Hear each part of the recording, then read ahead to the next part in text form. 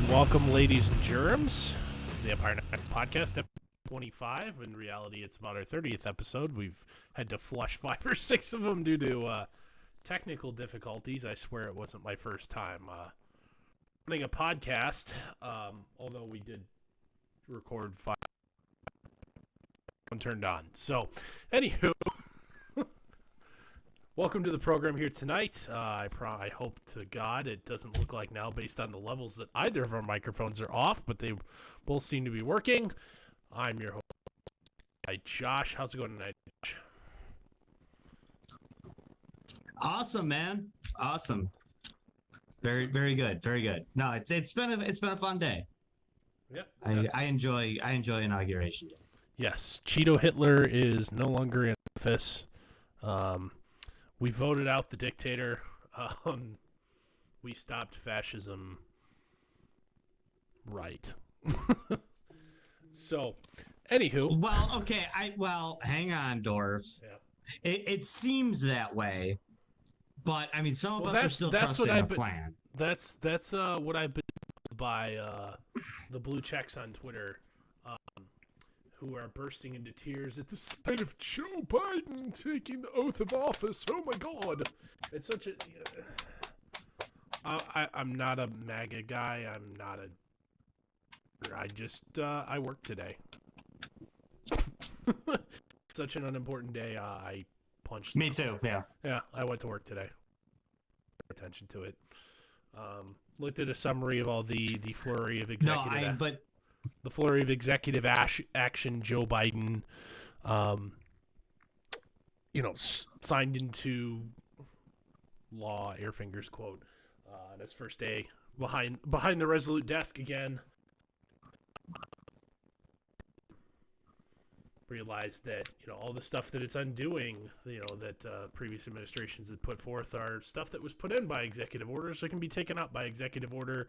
And if I don't like that, gotta win elections to not have it happen. So anyway, this is what it is. Moving on. No, but speaking of the Resolute desk, I mean, do you think how much, in a scale from 1 to 10? Mm-hmm. How much did Donald Trump rub his dick all over that desk before he left last night? Well, did you think he just rubbed his wiener all over everything in the White House? No. Because that's what I'm thinking. Probably not, but at the same time, I either bet I'm thinking everywhere Biden said. I bet that Trump didn't leave Joe Biden the customary handwritten letter, or if he did, he wrote it in Sharpie and like big block text, and the traditional letter that could fit on a page or two that was like 15 pages long. Something like, "Hey, Joe Biden, fuck you, I won, and you know it." Signed, Donald John Trump. I'm thinking maybe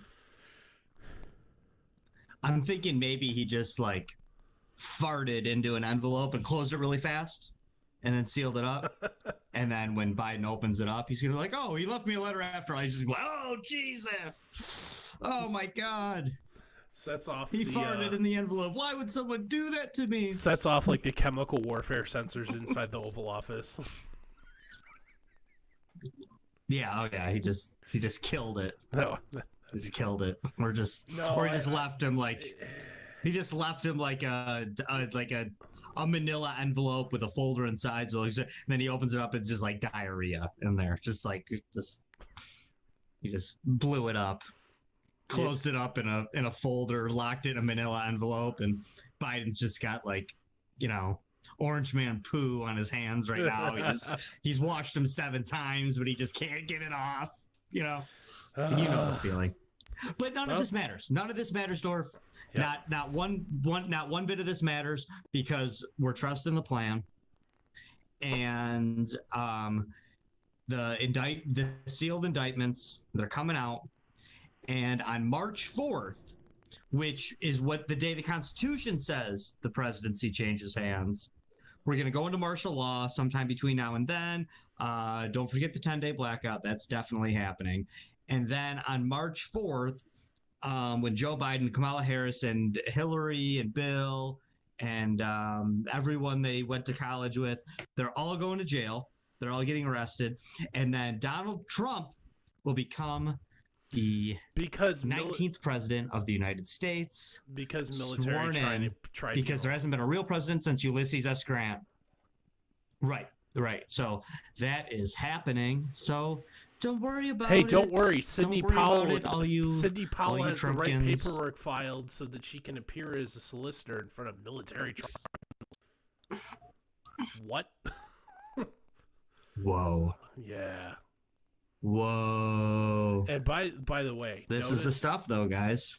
Hey, Q-Berts, Q-tips, Q-tards, Q-folk. Whatever your pronoun is there. Don't assume their pronoun. Yeah, I won't assume your pronouns. I'm sorry, Q people. Or excuse me, people of Q. I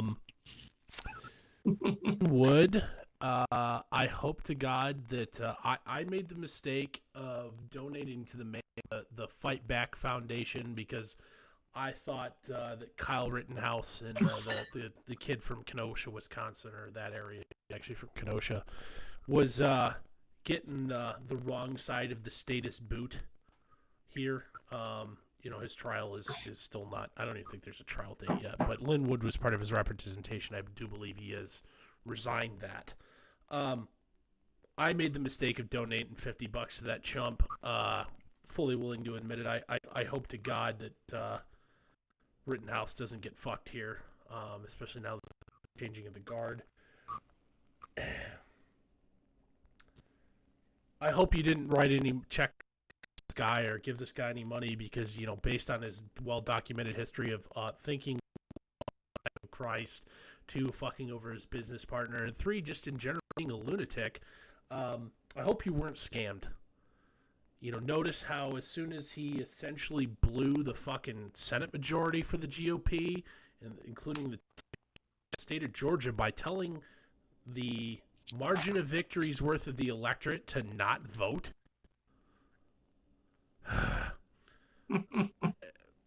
He's been pretty damn. You know what? He probably gets fucking payday. He's donated exclusively to Democrats up until like 6 months ago. Congratulations, you played yourself. There is no grand plan. Donald Trump is going home. He's going to retire to Florida. If he's going to do anything political for the rest of his life, maybe the exploring the Patriot Party, which would be the biggest tactical mistake in U.S. political history if you try to start a third party. Because all it will do was ensure that the Democrats, who are smarter at this game, to be entirely honest, will continue to be, Democrats will continue to Democrat, and they'll be able to win with 45% of the vote, and then you're going to split the remaining percentage of the vote 3 ways. They'll win every national election. Try 38. It'll be plenty. Then you know what? You'll be even less try 38 happy. to 41. It's more than enough. You'll be even be less happy with the outcome after the fact. Josh, this is you've hated on the two-party system consistently as a guy who is consistently voted Libertarian for a couple decades now. I don't like the two-party system because it just incentivizes perverse political behavior.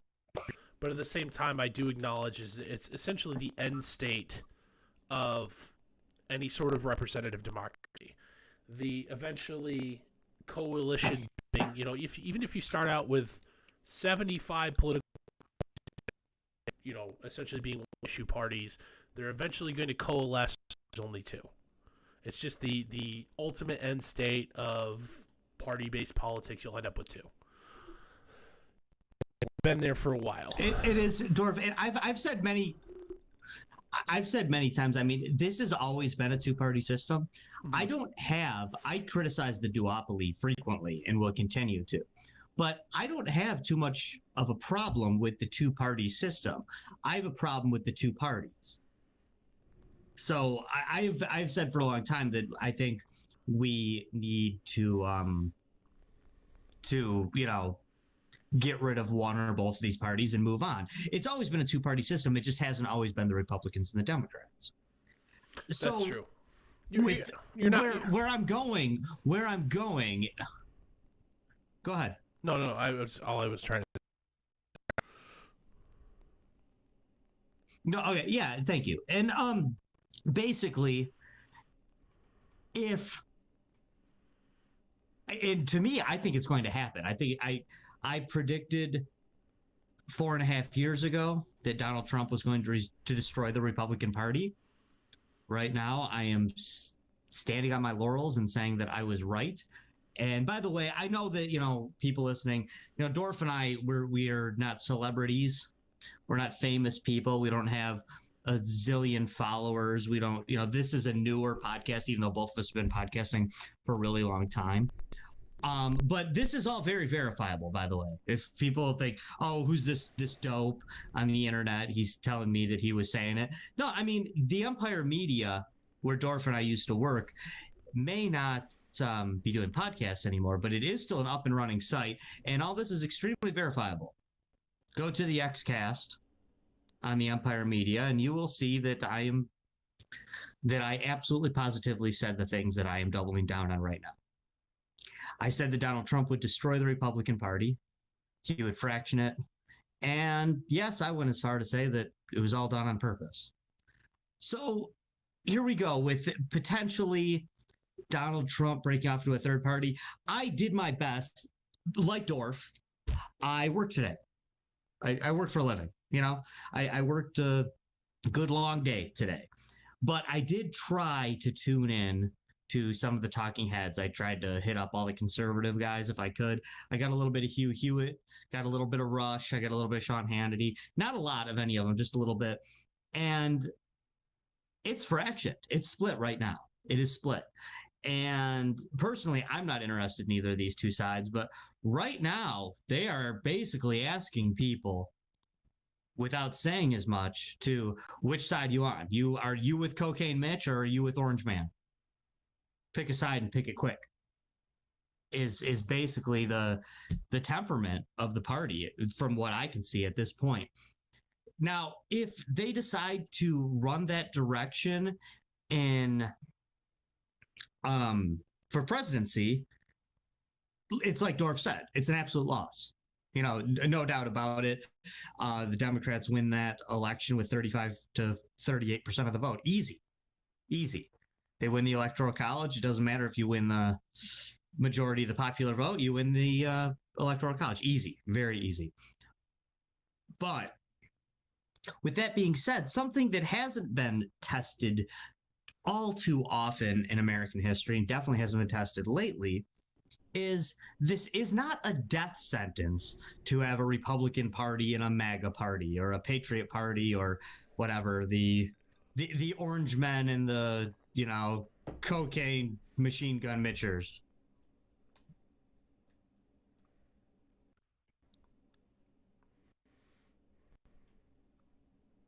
Okay, well, only if they insist on running someone from both sides, which they don't have to do. They do not have to do that. If you have both parties going, you'll never in Congress, I hate to break it to you, and it the ensures Senate, that you'll never have and they have even an uneasy alliance, it can work. And I mean, this is how parliamentary systems work.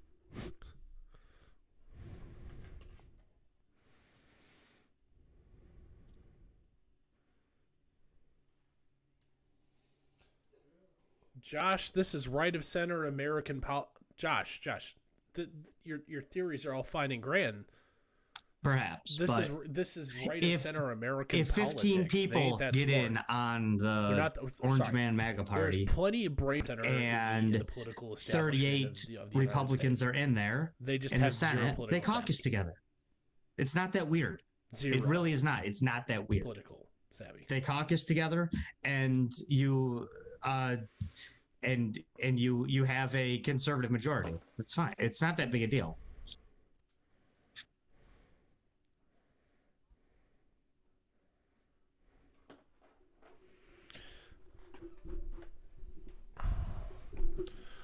Josh, that's all fine and dandy. All you're gonna do is Josh, all you're going to do is split votes in every state in the union, and all that means is you're going to have like a 75-seat Democrat majority. I understand what you're saying from a theoretical perspective. It's shit gamesmanship. If you look at, like, for example, the extreme progressives, the types that you've seen pop up in the Democrat Party here in the last 4 to 6 years. This is the same kind of, if you want to take that far, on the economic left to the economic right, this is the same type of people largely that the MAGA types largely are. They're not equivalents, but they're not.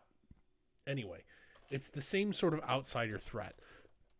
They stopped trying to run as members of the American Communist Party or the Green Party or whatnot, because they realized it was dumb. They were never going to gain any political power, but, fighting the good fight.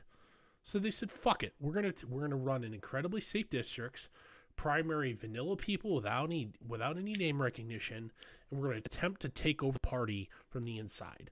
The squad has what, 4 or 5, 6 members, something like that. I think they've added a couple to their ship here in the 2020 elections or the 2021 Congress.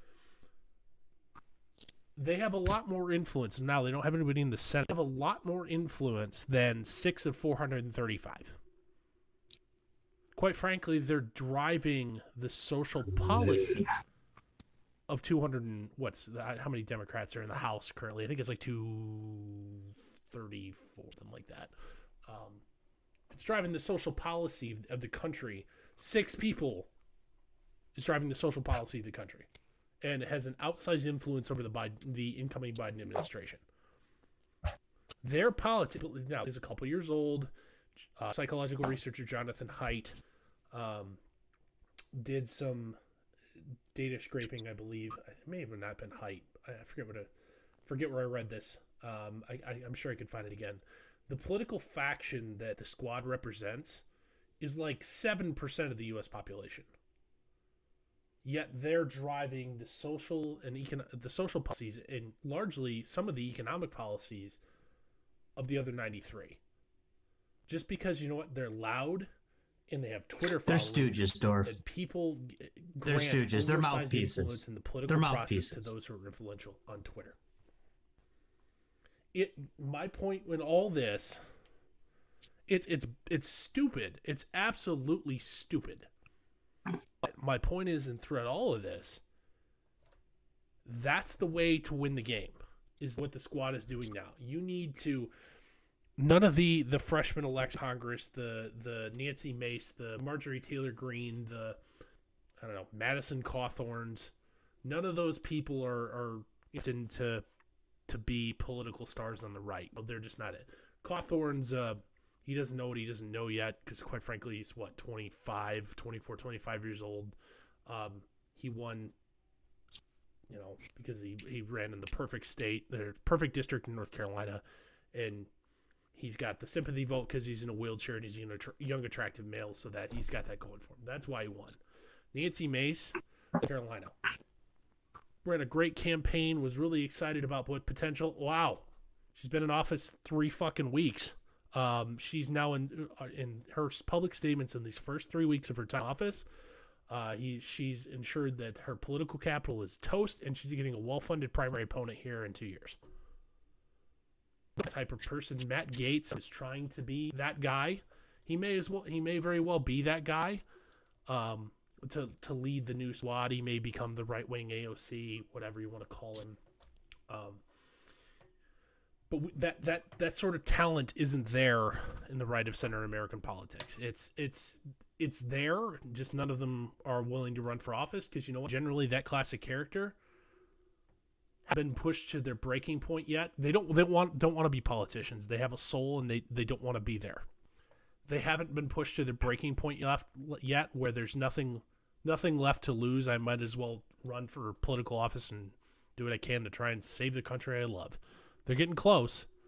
If anything, this election's pushed him there. Expect a lot of those type of guys that are, quite frankly, too good for politics. They're not freaking soulless, egotistical maniacs. A lot of those people will be inclined to run for office in 2022 in specific House races. One guy that I personally like, Sean Parnell. He ran in for Congress in Pennsylvania. He ran in Allegheny, the majority of his district in Allegheny County, where there's some pretty well documented political shenanigans on there that his opponent, Connor Lamb, had the same vertical climb that Joe Biden did in votes, where it wasn't just 90-10 like in some parts of Allegheny.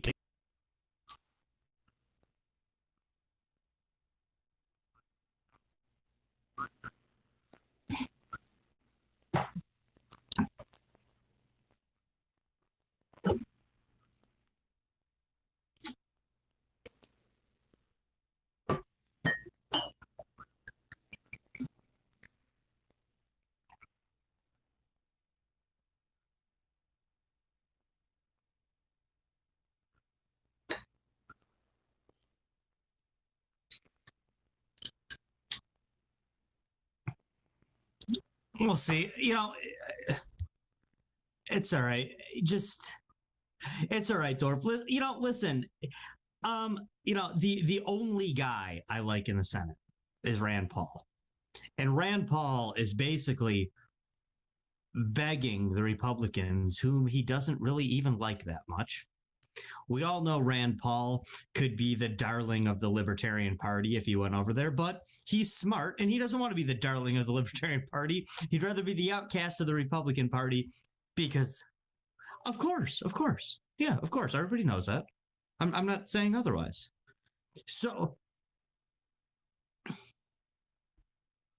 of course. And he's smart, and that's what he's doing. And he's desperately trying to keep the Republican Party together. This party that half the time doesn't want to give him the time of day, even though he's a very popular guy.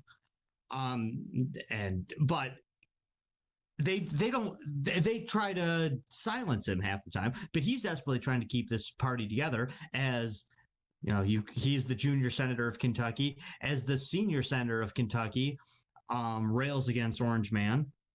So Rand Paul is desperately trying to keep the party together and not to splinter off into pick a side. Are you Cocaine Mitch or Orange Man?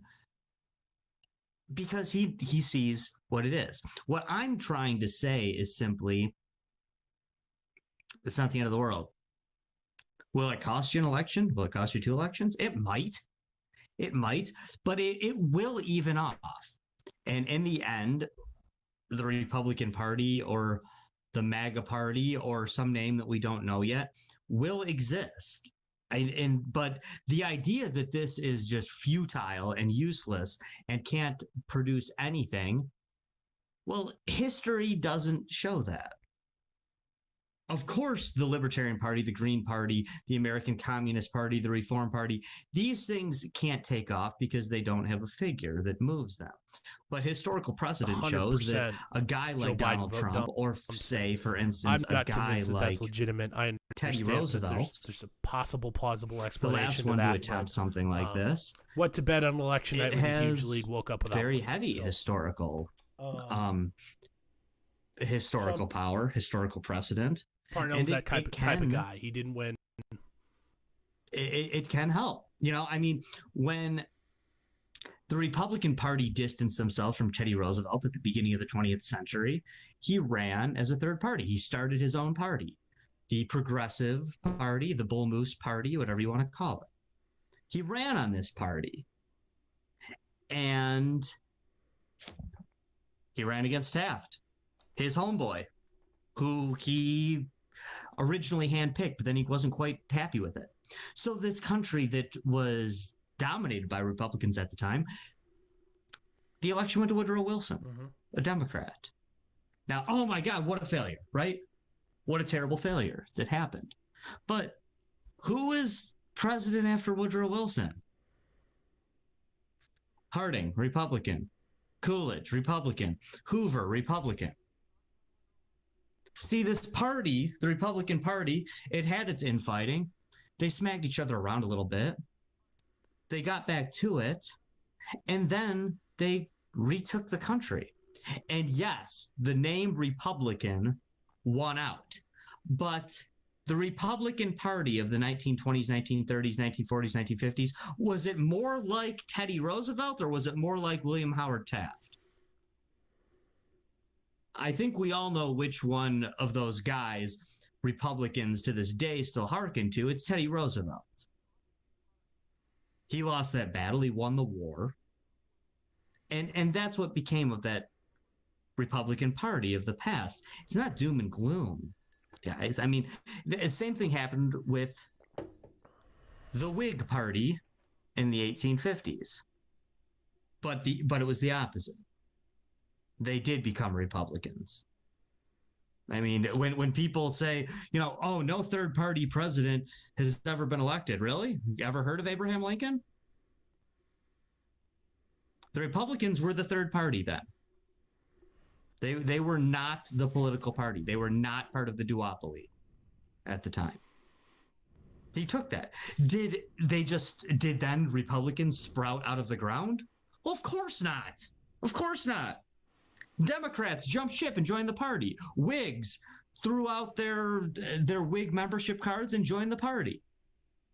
But it didn't all happen overnight. And, you know, in the 1870s in this country, after the Civil War had already happened, there were still people that if you walked around and asked them, hey, how do you vote? They'd say, I'm a Whig. Even though the Whigs were dead. They're like, no, they're still loyal Whigs. What happened to them? Well, they got old and they died. Or they jumped to different parties. Or their kids said, we really ought to be Republicans now, Pops. Right. I mean, this is... Right. This happens, and it's not saw the writing on the wall that they were politically... a death sentence. Yeah, in fact... the writing on the wall that they were politically dead. It's probably good for the country. And, I mean, you know me, Dorf. On days like today... Inauguration Day, the historian in me comes out, right? You know, I mean, I harken back to who I used to be, right? Because as you know, Dorf, that was who I was. I studied, you know, in undergrad and graduate school. I studied to be a historian, to, you know, teach at the collegiate level in history. That was long before I became I don't know what I would be considered now, libertarian, 2 beers away from an anarchist, something like that. You know, that's sorry. But before that, I was a loyal statist, a lover of the Constitution, a federalist, a constitutional patriot, if you will. And that comes back out on me on days like Inauguration Day, even though I don't like Joe Biden much at all. But you know, it comes out. I feel the grandeur of that moment, and I want to jump on it. And there was a big part of me too that I'm not a Joe Biden fan. I didn't vote for him. Didn't vote for Trump either. But I'm not into this. But I mean, at the same time, can he just have a day? It's January 20th. I'm, you know, in a new year. I mean, can Joe Biden just have his day, please? You know, can he have his inauguration without Sean Hannity ripping him apart, without everybody being butthurt? Got a new president. The peaceful transfer of power, right? That's what they tell us. So this is the kind of day where... Hey, what Sean... Okay. Sean Hannity. Great way to put that. Great way to put that. Person. He's a, or some politician he has on the Hill, or hell, even the president. He gets a talking points memo from them in the morning, and he then goes spend 3 hours on radio and 1 hour on TV, regurgitating the bullet points over and over and over and over. That's all he does. There's not a lot of critical. There's no insight. There's no great rhetoric. There's no great allegory. There's nothing. Mm-hmm. It's a soundbite machine. And you know what? The room temperature IQ boomer right of center folk eat that shit up because it's simple, it's easy, it's digestible for them. It's easier for them to understand, get mad, pissed at, happy about, whatever.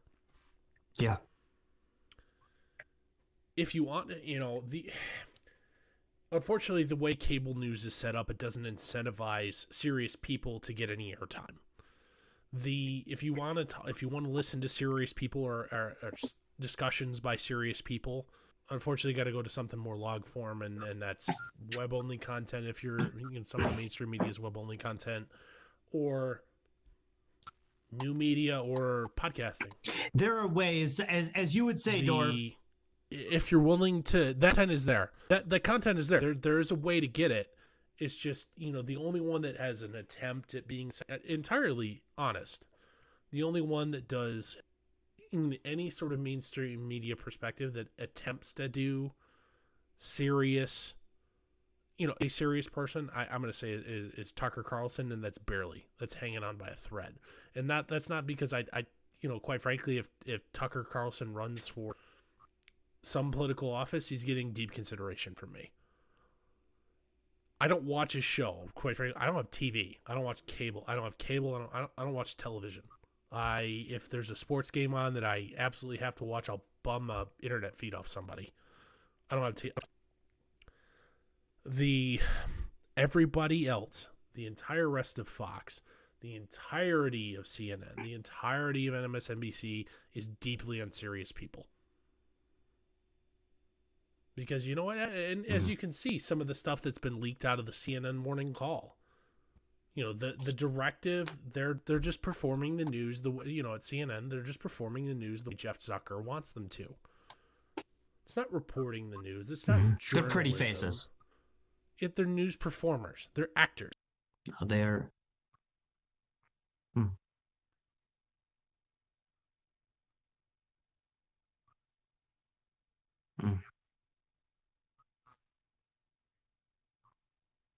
Right.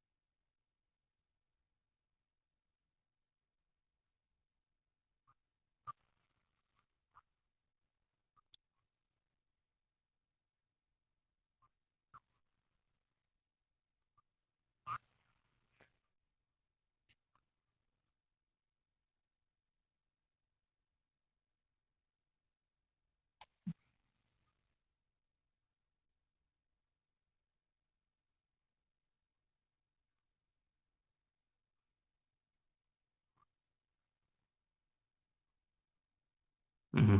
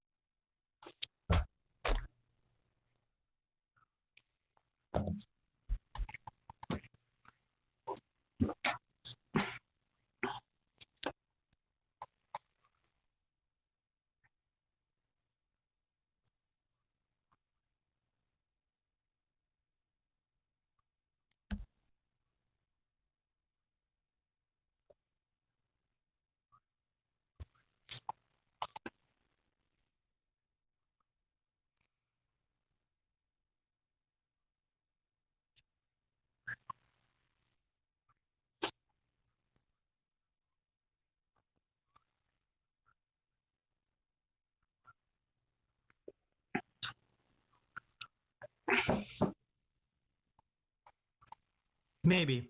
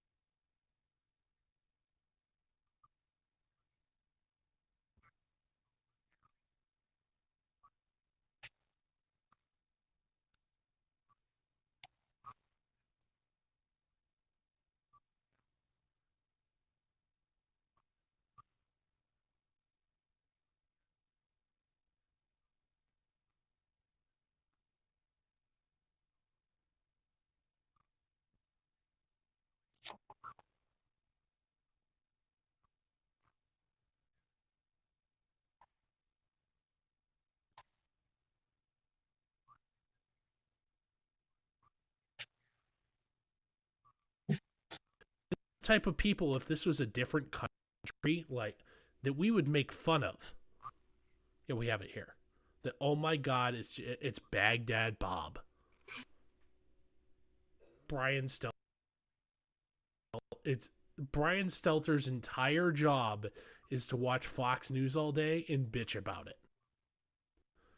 If a segment of the population here that is incredibly well armed, knows what they're doing, and nobody knows where they are, push them and keep pushing and keep poking and keep prodding, you'll never see them coming, and they will do unbelievable amounts of damage.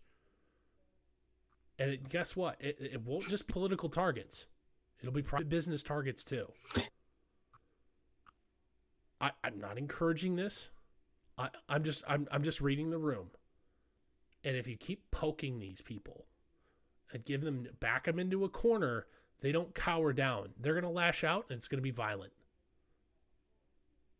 I'm not saying this is a threat. I'm not a member of a Boogaloo Boy group or whatever you want to call it. Dorf, here's the thing. There are factions of this. There's significant, not insignificant amounts of people in this country. Dorf, the thing is, no, it's all good, man. Listen, dude, the thing is with those people, blaze of glory. This isn't brand new. Casualties. They've been stealing our liberty.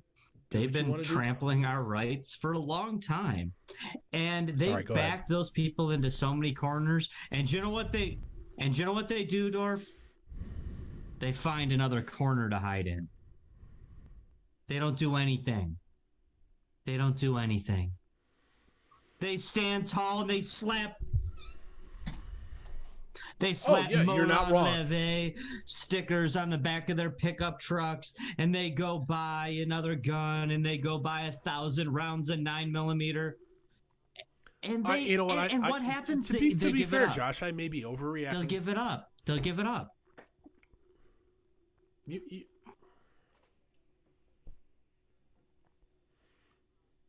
No, Josh, I'm not talking about those folks. Josh. The FUDs you're describing are also what I would classify as deeply unserious people. There are all talk. The people that I'm referring to are the ones that you haven't backed into a corner yet, because you know what? Before you had the opportunity, they just leave because they don't want to be confrontational. They go find their little hell. Look at this. Look at the state of Idaho, the northern part of the northern tip of that state. They all kind of moved and coalesced there. That's a big compound of the folks I'm talking about. They've left. The cities are oppressive and they're fucking around. You know what? Not going to put up with this. I'm going to get myself and move somewhere else. But when, nationally you're going to attempt to do politically provocative things, and I'm not just talking on social issues, because you know what, at the same time, we're going to do all this immigration stuff, and we're going to broadly flip the policy of the United States back to pro-choice from pro-life and yada yada yada. That is not pushing people to their breaking point. The Biden administration has signaled today that they want to require essentially a permission slip to buy body armor? Come on. All you're doing there, you're not stopping anything. All you're doing is radicalizing the folks that feel like they have nothing to lose with that move. That's the type of bullshit provocateuring that I'm talking about. That people will, there will be no more. Oh, I'll just go somewhere else. You've got now. Finally, the segment of the population that you should be worried about backed into a corner with nothing, and you're giving them nothing to lose. And until now, there's always been they've always had something to lose. I'm not talking about your FUD that belong to the NRA, have the Punisher sticker on the back of their truck. I'm talking about the deeply serious people with arsenals and the know-how to inflict some serious Dorf, I got to be honest with you, and I could be wrong. Serious casualties, and on their fellow Americans, because they don't. No, I could be wrong about this. I don't know, but all I know is not the amateur LARPing if bullshit. The aliens come down tomorrow, or if the zombies attack, if the zombie apocalypse happens tomorrow. No, I'll be cheering it on probably. But if the zombie apocalypse happens tomorrow, I will take the FUDs you speak of over these middle class dudes who are supposedly serious. I'll take the FUDs. I'll take the FUDs on my side. In a second, in a heartbeat. Because you know what? You say they got nothing to lose. No, they got plenty to lose. You know what they got to lose? Target and Amazon and Chinese food and hard seltzer and Cabernet. That's what they have to lose, Dorf. That's what they have to lose. And hot showers and antibacterial soap. That's what they have to lose. That's what they can't live without. So you say they have nothing to do. No, they have tons to lose because they're soft. They're soft. And they're being backed into the corner for the first time. Maybe. I hope I'm wrong, honestly. Josh, I don't but as far as I'm concerned, this country needs a better class of radicals. Because our radicals are stupid. They're lame. And here's one thing that I want to say. They're lame. Yeah, they're lame. I don't want to mistake anything that I've in my previous little rant there as endorsement or cheering on of that sort of trajectory. The only way we pedal spin is, you know what? Back the fuck off both sides for a little bit. This idea that there's the calling for in the Democrat Party to essentially classify those who identify as mainstream Republicans as terrorists. That's just pushing that classic character that I've talked about further into that corner. They've been prepping for this day for years in hopes that it would never come. Dorf, can I throw something in real quick? Allow it to happen. Now, that's not to discourage the incoming Biden administration from enacting their agenda, because you know what, they won. Whether it was fair and square or otherwise, Joe Biden is now the president of the United States for the last 9 hours and 16 minutes. He has been. Donald Trump is no longer your president. He will not be next 4 years minimum. I'm convinced, trying to shoe the horn this back into the topic we were supposed to talk about. Excuse me. Supposed to talk about today. He is. Donald Trump is going to run again. Assuming he's in good enough health in 2023, late 2023, when you start campaigning again, he's running. Now, a man of his age, that's a fairly decent if.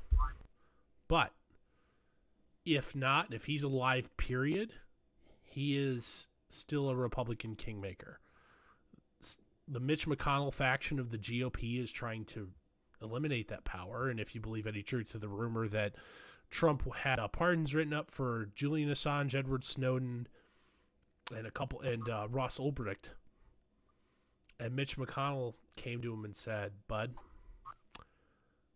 you file those, and we'll make sure we convict you, which will effectively end your hopes at 2024, or actually end them, because damage and label throwing and label making that can be done by saying, oh, he's lynched and removed, even if the impeaching and removing a person who no longer holds public office doesn't stand up to Supreme Court scrutiny, which there's a good chance it doesn't. The label would be damaging enough, which would end his hopes in 2024.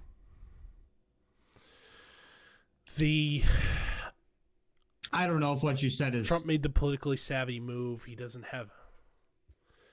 That's the scuttlebutt. It's not been confirmed. Based on the attitudes and habits of one Mitch McConnell, it wouldn't surprise me. Because Mitch McConnell is the party now. He is the top-ranking and agenda setter for the minority party in this country. He's the top.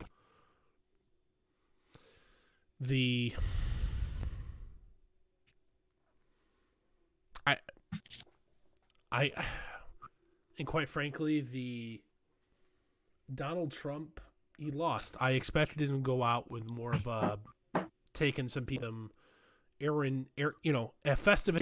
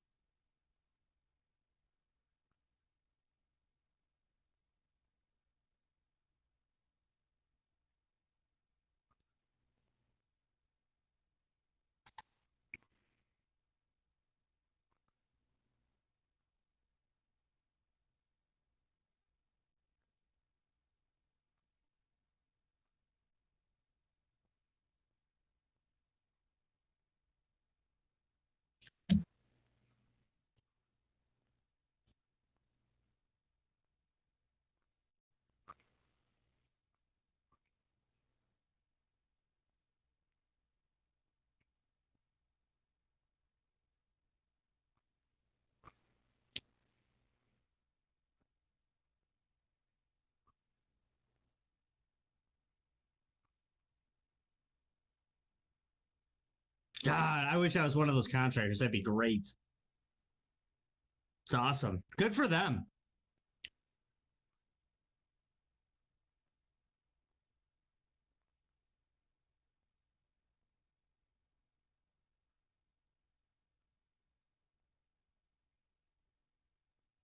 That's, you know what? Yeah, they're suing.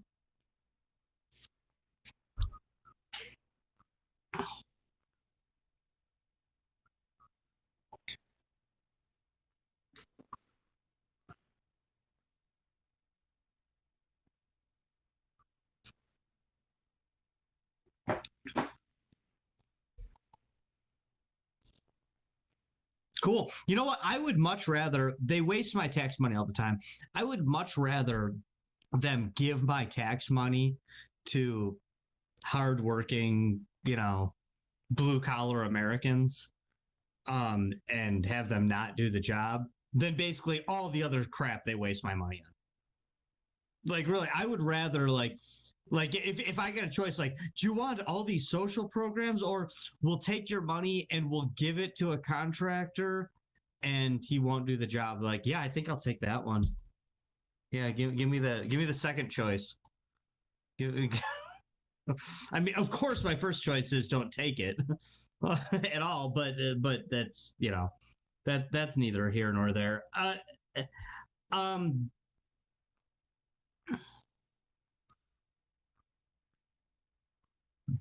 right. Hey, Dorf, there's something this doesn't fit in directly to what we're talking about, but it does. There's something I learned because like I said, this was a good day. I liked it. I liked today. But something that I learned that I kind of knew, but it was solidified today. And as a professional internet troll, I just want to let everyone know that butthurt conservatives are nowhere near as fun as butthurt liberals, but they're still fun. They are still fun. They are still fun. You still can have fun with them. Oh, we're doing it. And I've definitely done that today. So we're going to show everybody that. I'm going to do You definitely can rub it in. It's days like this. 3 days, we're going to air all this third-party guys, us non-voters, us. I'm not a non-voter. I'm lumping all these different groups in together. But the non-voters, the third-party guys, the haters of the system, it's the days like this that you gotta jump in, because the statists get all the other days, right? They get all the other days telling you wasted your vote. You didn't vote. You can't complain. All that stuff. They love to throw that stuff around. So it's days like this that you just gotta jump on it and just. But one of my favorite methods is, if anyone's looking for a methodology for statist trolling, I'm sure that's what everyone Googled when they found this show, is methodology for statist trolling. But if you are in fact looking for that, what I like is, on the days where the Republicans are butthurt, just kind of pretend you're a Democrat. And on the days when the Democrats are really butthurt, just pretend you're Republican. And then you can just go back to being yourself the next day. But if you throw some of those, when one of the party's really stupid talking points actually comes true, it's fun to throw it out there and just really bum out the status on one side of the aisle. So this was my TED Talk. That's basically all I have about that. And if you are enormously bummed about Donald Trump, remember, you could always still follow the QAnons. You can still trust the plan. According to them, they're being arrested right now, Dorf. Oh yeah, Joe Biden's being arrested right now. Oh yeah, my favorite. There's been a new Q drop since we've been on air. Yeah, they've been arrested over the last couple days, and they've been. Yeah, they've been tried of their crimes, but they're allowed to stay in their place. And Donald Trump is going to be the shadow president, really run things from behind. That plan sucks. That plan is so stupid. To avoid the embarrassment. Well, especially towards like the last trust the plan, trust the plan. 6 weeks of QAnon was basically. It was always kind of this, I guess, but they were basically just rooting for we're going to have martial law and a military dictatorship, and that was what they were hoping for. That was the end game, right? Was that. Now, one thing I wanted to jump in earlier, but you had a good thing going, Dorf, and I didn't want to interrupt you, was, we could really use some normalcy here. Love Trump, hate Trump, whatever. These last 4 years have been crazy. And I don't know, maybe the Democrats really did steal the election. I have no proof of that. I have no proof of anything. But if they were going to steal it and they had this left-wing agenda that they were going to push through, they're going to put 97 people in the Supreme Court and they're going to come take our guns and they're going to do everything. Nobody dislikes government more than me. But if they were going to steal the election, why'd they steal it for a moderate? Seriously, why'd they steal it for a moderate? Joe Biden's a moderate. And he's an old fuddy-duddy boomer moderate. Yeah, that's what I mean. He's an old fuddy-duddy boomer moderate. A moderate with dementia. It's not even a moderate. Why would you steal it for a... This is what I'm saying. This is what I'm saying. If they're going to steal it, dementia-addled boomer man who, is probably going to add on his officials.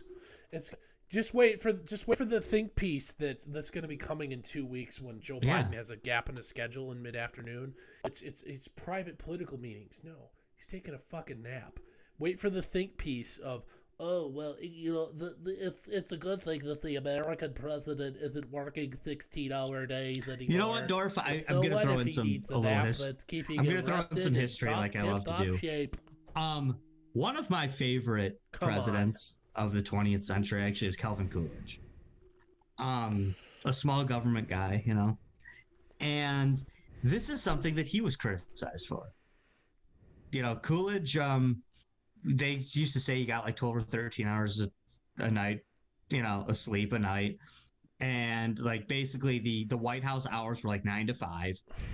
And it's basically like he worked 9 to 5. And if something happened, before 9 or after 5, it was like, we better be getting attacked if you're bugging me. Yeah, like if you're bugging me at 7:30 at night. Wait until the next. England better be burning down the White House again, or otherwise what? Hey, I would totally be okay. And quite frankly, that would be a good expectation. And, heaven forbid I ever end up in the White House, which is not going to happen. And we both know that. 8 to 8, I'll be generous. 8 to 8 schedule. But you know what the response was? Or 45 minutes or a half hour, whatever. Where somebody better have launched a first strike if you're going to break up. Do you know what? Private. It's going to be alone. It's my time. And what if we better be getting invaded? If you what Coolidge and the Republicans used to say about that was there was already this idea, like Woodrow Wilson, he worked 24 hours a day, he was always into something, and what the idea was they said, well, Democrats work more when they're in the White House. And Coolidge and the Republicans at the time who supported him said, that's because when the Democrats are in office, there's always a crisis. That was basically his only response to that, was like, well, yeah, when you're running the country and you're always in a crisis, then yeah, you're going to have to work more, but we're stable under me. So it's fine. So if they were going to steal the election, why didn't they steal it for Hillary? Why didn't they steal it for Bernie Sanders, the guy who's an actual socialist? Why didn't they do that? Again, I don't like Joe Biden. I didn't vote for him. I've been following Joe Biden for decades. I've never liked the guy. I've never voted for the guy. But I also don't hate him with the same vigor that I disliked Hillary Clinton. I don't have the same fear of him like I did of Bernie Sanders. I don't have that. I'm really not a Kamala Harris fan at all. But even with her, I mean, I hear people saying stuff like, oh, they should call it the Harris-Biden administration because who's really running the shots? You think what? Kamala Harris just all of a sudden took over the Democratic Party? She's running it. Okay. Now, you can sell me easy, and I will easily buy the fact that maybe Joe Biden's not calling the shots. Maybe Kamala Harris is calling. But this idea that Kamala Harris is like the Illuminati leader of the Democrats and that she's the puppet man, and there very well may be a puppet master behind Joe Biden, but it's not Kamala Harris, guys. Okay? It's not Kamala Harris. If there's a puppet master behind these people, and there very well may be, you don't know their name. Okay? You don't know their name. Yeah. So this idea that Kamala Harris is this Kamala Harris is, Dr. Doom behind the scenes. If you know the name, maybe it's George Soros, maybe it's Bill and Hillary Clinton, maybe it's George Bush, Bill Gates, for sure. Okay, yeah, no, I can make a hell of an argument for any of those names before we say that the mastermind behind this entire thing is Kamala the cop. Yet no, it's not. Okay, that's not a thing. They're all puppets. You want to go that route? I'll go that route. I'll run that route with you all damn day. They're all puppets. Yeah, I got you. I'm with you. Got you. Let me grab my tinfoil hat. I love my tinfoil hat.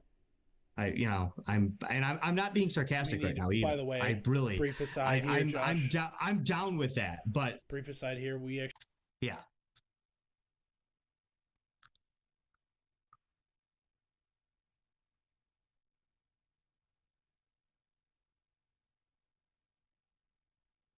Okay, it's tough because put it on, plop it on. Yeah, I'm down. It's hard for me to get tinfoil right now. Yeah, I can't wear a mask. No, it's all right. I got some tinfoil. I just, I can't wear a mask, so I'm, I like all the things I used to buy at the mask required shops. I'm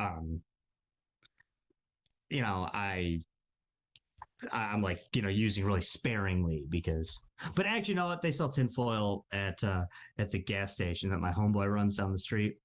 No mask required. So I got the tinfoil hookup. And when I say I can't wear a mask, I really mean that for medical purposes. I cannot wear a mask medically. Basically, it's not for me medically, it's for you medically, because if you tell me I have to wear a mask, I'm gonna kick you in the nuts, and then you'll have to go to the hospital. So it is a legitimate medical reason why I cannot wear a mask. So there's that. HIPAA laws. Hey, all right, real quick, Dorf. I know we're probably trying to wrap this up. And I'm not trying to be crass here because I do wish him well. And even if you don't believe me that I wish him well, know that I just told you that I can't stand Kamala Harris. So for that reason, I wish him well. But does Joe Biden survive the term? Are the people yelling and screaming about that? Oh, he won't last. They're gonna make him unfit. Does Joe Biden survive the term?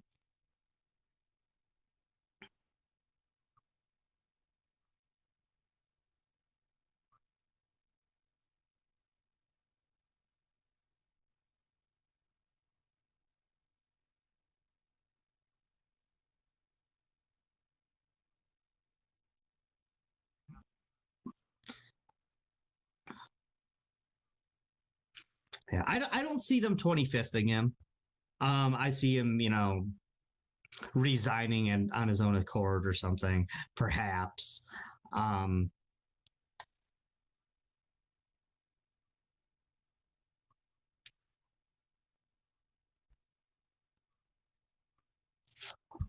don't see them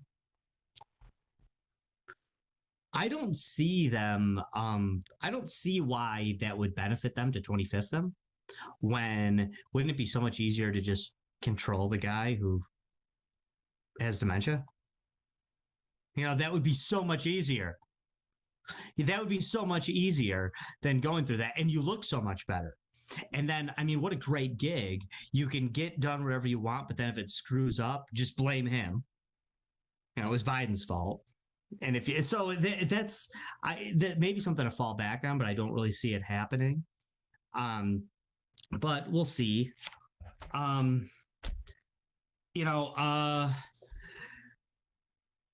feel like we still have another 2 months or so of QAnon and all this that's going on. QAnon is a lot. Yeah, until March 4th. I mean, really, it should be done today, but they were bright enough to come up with the March 4th nonsense like a couple weeks ago, so I'll give them that. Like, all right, QAnon, you win this round. You got another 2 months. But I mean, it's done though, right? They look really foolish. It's stupid. QAnon is all like Q-tip. If too much of it gets into your ears, it can cause serious damage. So that's something that you definitely need to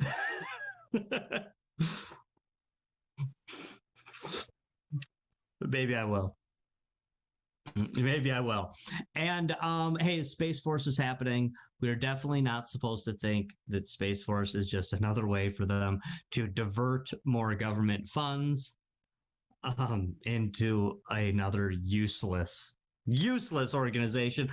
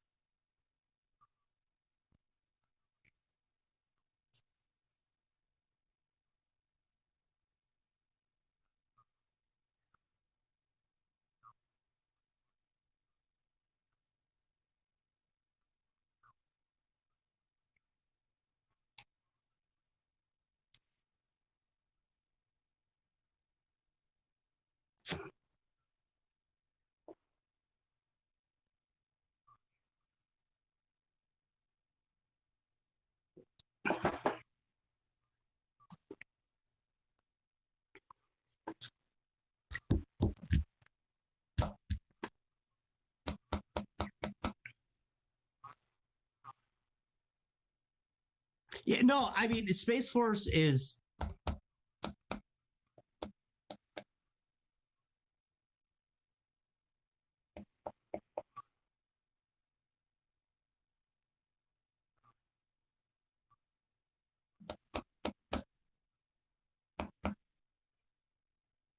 Need to make tinfoil hats.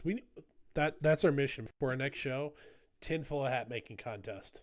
Be ready have it ready for next week. We're gonna leave it. Anytime we mention a tinfoil hat while we're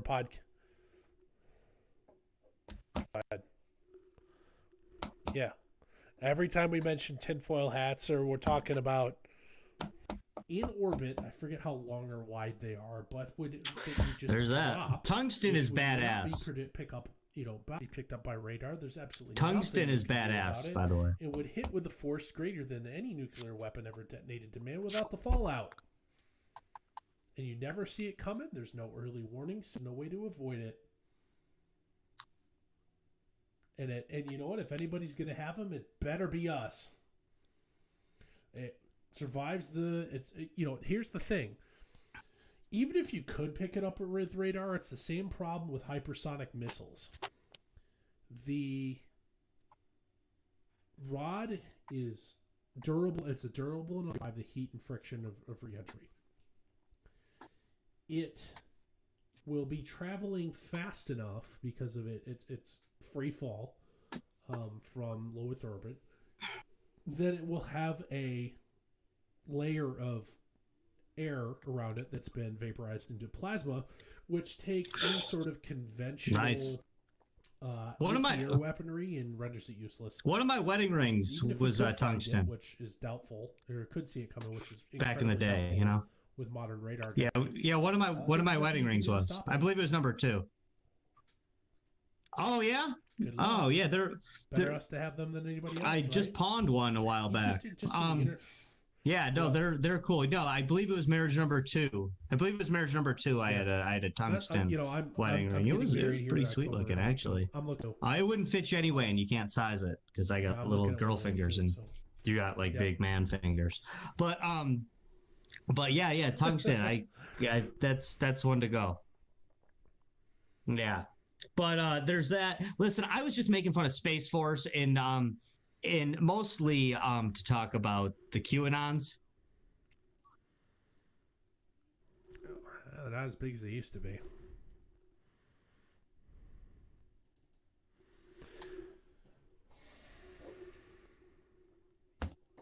Oh yeah, you know what? I'm not gonna lie. I got in a kind of a little Twitter spat with folks. It's just like, oh, the Space Force is like, what a joke. Like, I hope Joe Biden gets rid of it. And it's like, well, it has been on for a while, but no serious effort to dominate low Earth orbit militarily. So the creation of the Space Force, DOD, Congress has been DOD appropriation and salary. Well, real quick, Dorf.